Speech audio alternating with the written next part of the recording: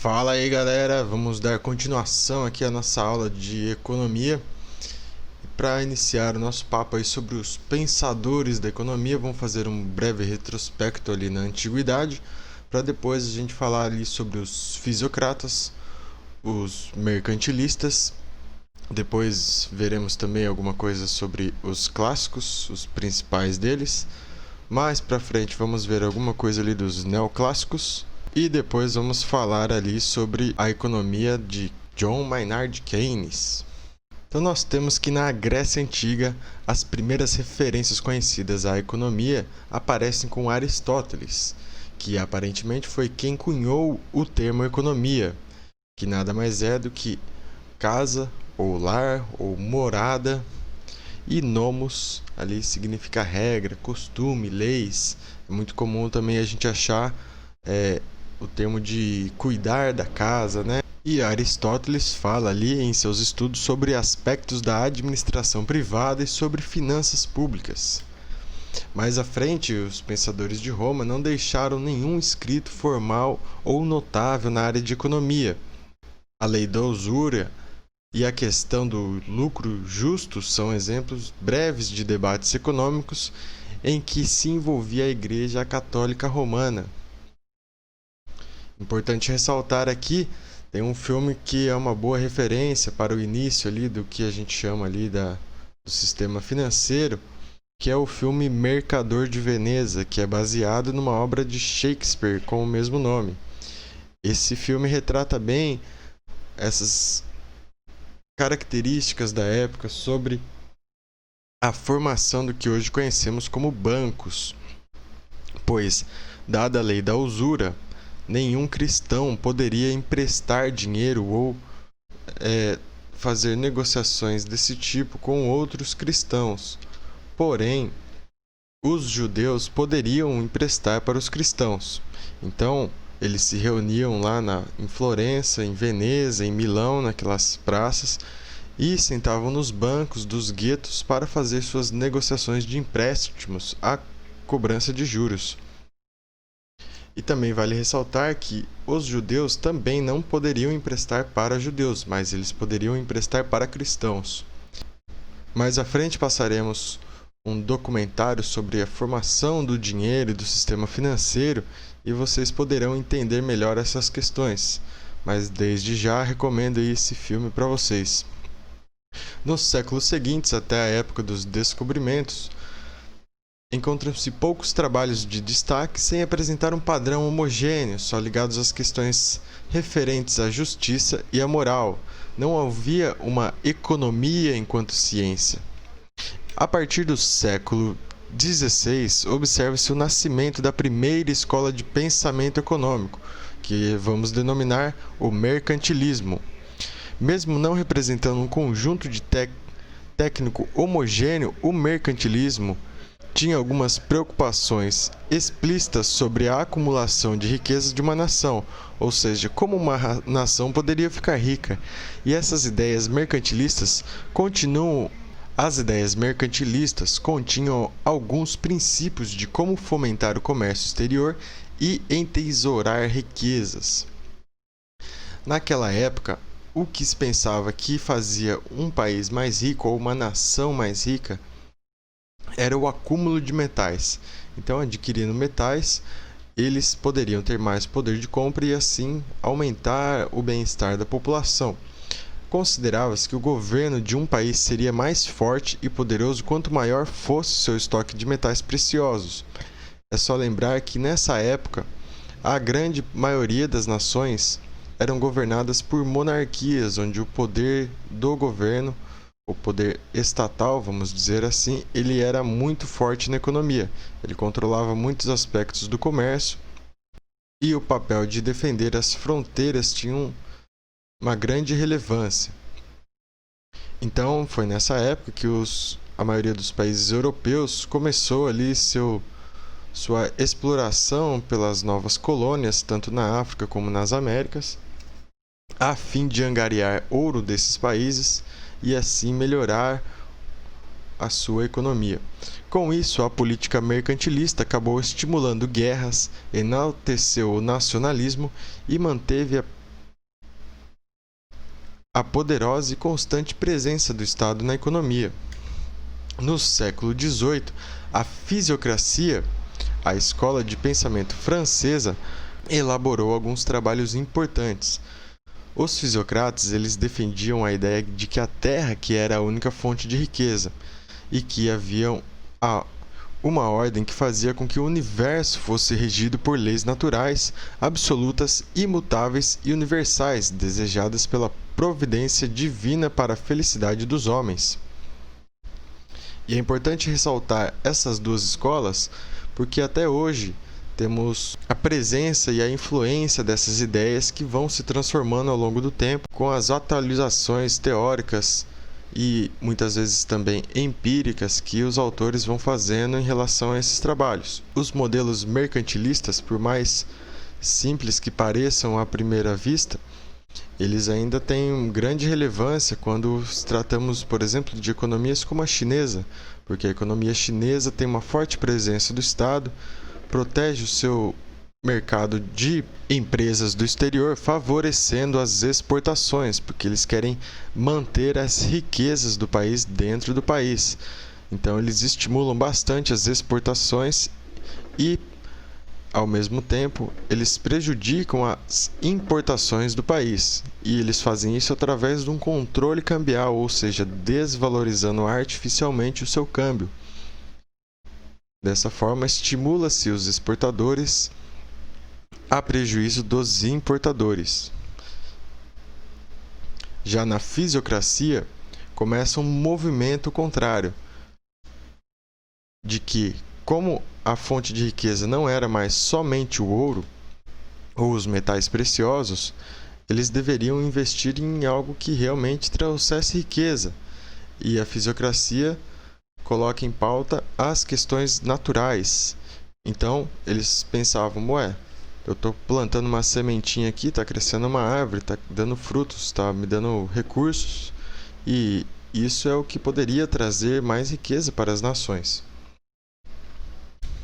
O trabalho de maior destaque foi o Tableau d'économique, em 1758, do médico François Quesnay, o primeiro texto a dividir a economia em setores e mostrar a relação entre eles. Apesar dos trabalhos dos fisiocratas estarem permeados de considerações éticas, eles tiveram uma grande contribuição à análise econômica.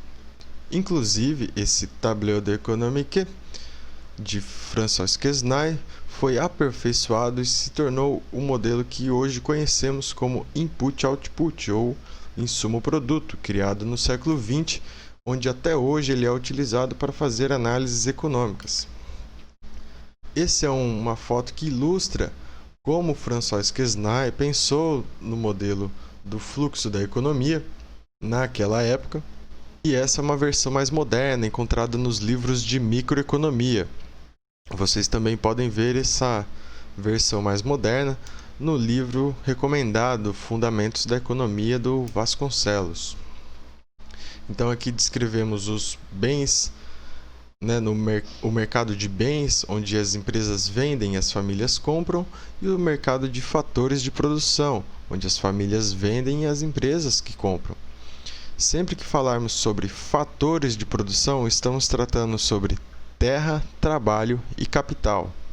E capital é não somente recursos, mas também máquinas, equipamentos e tudo que é utilizado para a produção de algum bem ou algum serviço.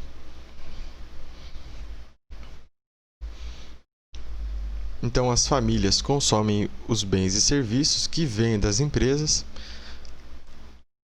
e também são proprietárias dos fatores de produção. Eles fornecem esses insumos às empresas e que são remunerados através de salários, aluguéis e lucros.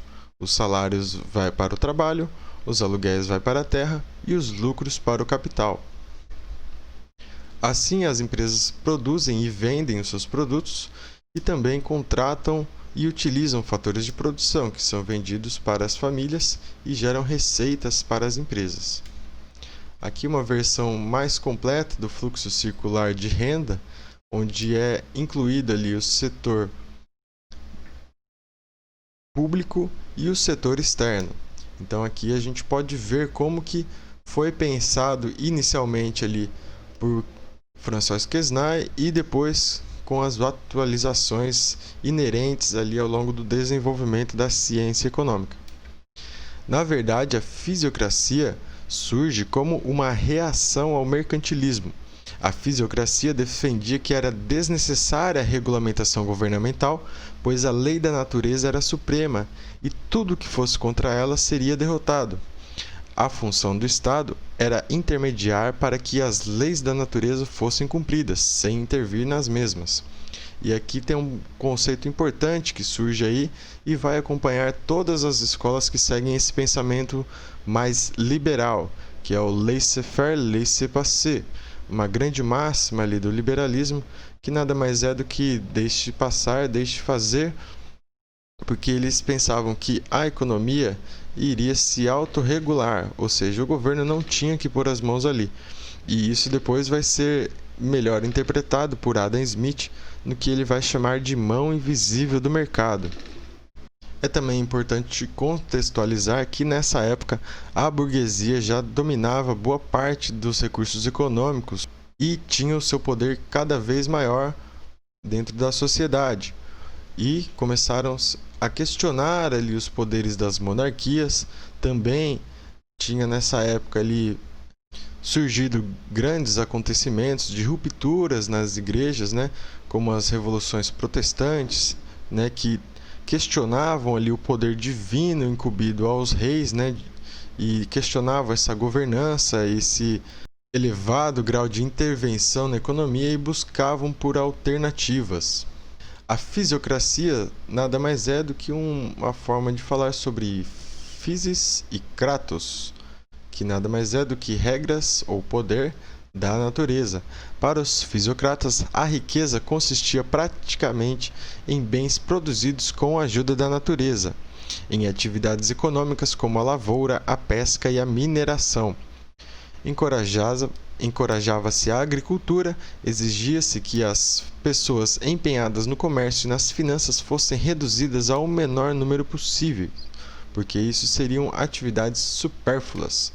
Os fisiocratas ainda associam conceitos da medicina à economia, até porque François Quesnay era um médico. Então ele dizia que a circulação era importante, porque os produtos agrícolas e manufaturados eles tinham uma função que deveria ser de circular entre as pessoas, então os recursos tinham um fluxo.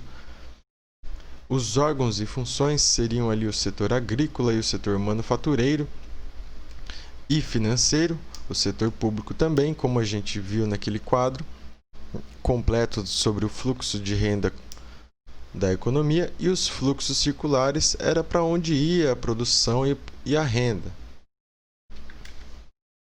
Em um mundo constantemente ameaçado pela falta de alimentos e excesso de intervenção governamental, uma economia com significativo desenvolvimento comercial e financeiro não se ajustava às necessidades da expansão econômica, e só a terra tinha a capacidade de multiplicar a riqueza. Então, para fazer um resumo aqui da comparação entre essas duas escolas, é importante ressaltar 3 pontos cruciais: aonde se originam as riquezas. Para os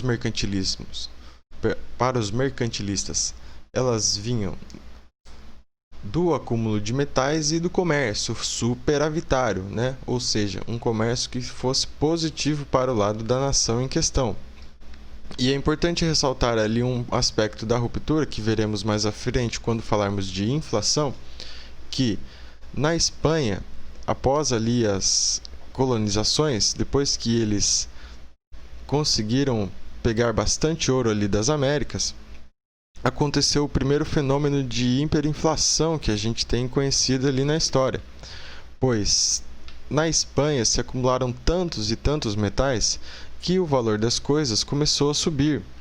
Então, as pessoas começaram a perceber que só acumular metais não ia trazer ali um ganho para a economia, porque no final apenas os preços iam subir e as pessoas não iam aumentar o seu bem-estar. Então isso foi uma deixa importante para a ascensão da escola de pensamento fisiocrata. Mas veremos isso mais detalhadamente à frente quando falarmos do tópico de inflação. Para os fisiocratas, então, as atividades agrícolas eram a principal origem da riqueza do governo, né? E das nações. Entre outro comparativo, temos ali a intervenção do Estado. Para os mercantilistas, ela tinha que ser alta. Então, o Estado tinha que ser presente, né, para conquistar novos territórios, para proteger o seu próprio território, para controlar que o ouro sempre ficasse mais dentro do país do que fosse mandado para fora. E os fisiocratas já acham que não, o governo tinha que fazer o mínimo possível. E isso depois vai influenciar o pensamento de Adam Smith, que vai continuar nessa linha, favorecendo o que chamaremos de liberalismo. E por último, a questão do protecionismo. O protecionismo nada mais é do que proteger o comércio local em detrimento ao comércio internacional. E por que faríamos isso, né? Pela perspectiva dos protecionistas, vamos fazer uma analogia aqui com termos mais atuais, né? Se o governo brasileiro resolve abrir a economia com a China, por exemplo, com certeza teremos vantagens para exportar bens agrícolas para a China. Mas a China terá muito mais vantagem em exportar bens industriais aqui para o Brasil, porque lá eles têm uma grande vantagem que chamaremos de economia de escala, onde o aumento da produção é tão grande que o preço unitário dos produtos acaba se tornando menor e o produto chinês se torna mais competitivo do que o produto brasileiro. Ano passado vi até uma notícia falando sobre onde eram produzidos aqueles guarda-chuvas usados lá em Olinda para dançar frevo. E os guarda-chuvas vinham todos da China, sinal de que o produto chinês ele chega mais barato, mesmo vindo lá da China, com um frete praticamente do outro lado do mundo, do que o produto produzido aqui no próprio Brasil. O problema aí está no mercado de trabalho doméstico, ou seja, dentro do país, dentro do Brasil, porque esses empregos chineses estão tomando empregos que poderiam ser aqui do Brasil, gerando renda e riqueza. Então o protecionismo ele está ainda presente muito forte hoje. Inclusive, há alguns anos já, por volta de 2 anos aí, Donald Trump vem brigando bastante com a economia chinesa, porque os chineses exportam muito mais produtos para os Estados Unidos do que os Estados Unidos para a China. Isso faz com que boa parte da riqueza dos Estados Unidos acabe sendo transferida para a China. Porém, essas questões podem ser mais discutidas à frente, quando chegarmos ali nas últimas aulas, onde falaremos um pouco mais dos contextos atuais. E já para os fisiocratas, então, o protecionismo não era importante. O importante ali para um país era apenas ter terras, favorecer os bens naturais, e quanto mais agricultura, mais o país seria rico, e o protecionismo não era importante. Então a gente tem ali essa máxima aí do laissez-faire, laissez-passer. Então terminamos essa aula aqui. Espero vocês na próxima aula. Deixe suas dúvidas nos comentários e o seu like aí.